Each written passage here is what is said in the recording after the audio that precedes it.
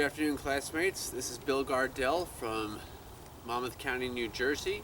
I came here to talk to you about the Battle of Monmouth, which was the largest battle of the American Revolution, which took place in my home county of Monmouth County, New Jersey, specifically in the town of Freehold, which in 1778 was called Freehold Courthouse, which was the county seat of Monmouth County, New Jersey. New Jersey was known as the crossroads of the Revolution, partly because it's of its location in between the vital cities of Philadelphia and New York. Many battles were fought in New Jersey during the American Revolution, and the most important of which was the Battle of Monmouth, arguably, of course, with the Battle of Trenton as well. But what makes the Battle of Monmouth unique was that in June of 1778, the British had been on retreat from their bases in Philadelphia back to New York City, which was their stronghold during the American Revolution. The British were essentially fighting a tactical withdrawal, and the Americans, led by General George Washington, the Continental Army, was in pursuit of the British, and they met them in battle right here in the field in the background, which is in Freehold, New Jersey, in central New Jersey. The British goal was not to fight the Americans here, but they simply were on their way to Sandy Hook, which is on the east coast of New Jersey, where they were planning to withdraw via ship back to New York, which they successfully did do after the battle. But the battle itself took place on June 28th, 1778, where 13,000 British, mostly regulars, met 12,000 American Continentals, and with also militia as support. What is unique about the Battle of Monmouth was not only of the numbers of troops involved, 25,000 in total. It is also important because it was the first time that the Americans successfully managed to fight the British in open combat in the European style of warfare with relative success. Tactically, the battle was most likely a draw. The British suffered slightly higher casualties than the Americans. The total casualties were around 500 altogether. And as you can see, it's rather cold in New Jersey right now in January, but in June of 1778 it was extremely hot. It was over 100 degrees Fahrenheit, and back then, of course, soldiers fought in mostly wool uniforms, so heat stroke was a very serious problem, and many soldiers died from heat stroke in addition to their combat wounds. During the particular battle, Washington personal prowess came to shine. He rode out in front of his men.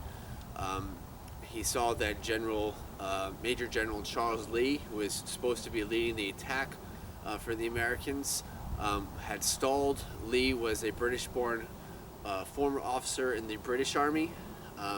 He was probably the second most qualified person in Washington's army, and he thought he was the most qualified person in Washington's army. And Lee at best was sluggish, and at worst was a coward by various accounts, and he was actually court-martialed for his unwillingness to press the attack against the British even after Washington had directly ordered him to do so.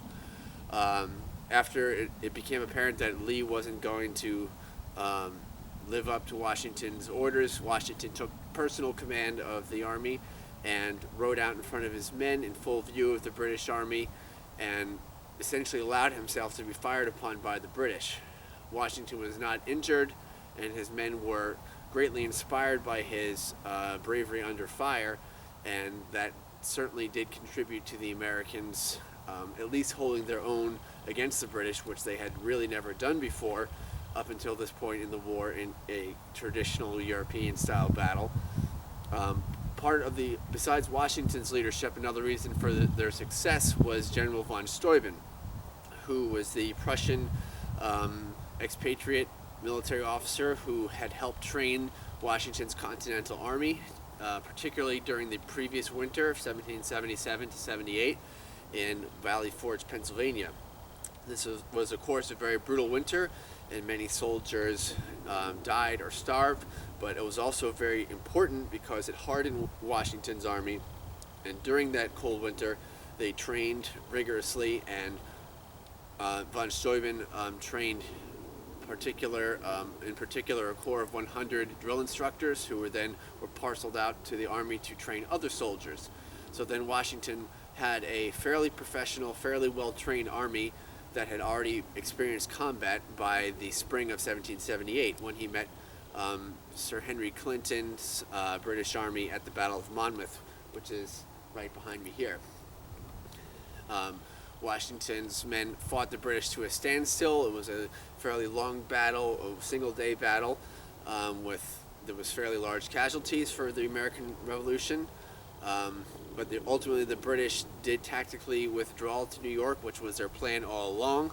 But more importantly, the Americans stood and fought against them in an organized, respectable manner and had held their own, which was a great moral victory for the American cause.